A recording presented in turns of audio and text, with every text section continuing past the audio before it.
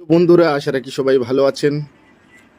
সকল বন্ধুকে জানাই ঈদ মুবারক। আজকে ঈদের দিন, ছুটির দিন, তাই যে কোথাও গেলাম না। একটা ছোট্ট কথা বলার জন্য একটা রিলস ছোট্ট ভিডিও এলাম শর্টে।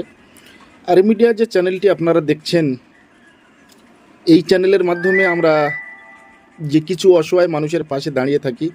আপনাদের সামনে আছি আমি আনসার ভাই, এবং যে আমাদের ভিডিও যে মূলত আছে এমডি শাহজামাল শেখ, আপনারা নিঃসন্দেহে জানেন।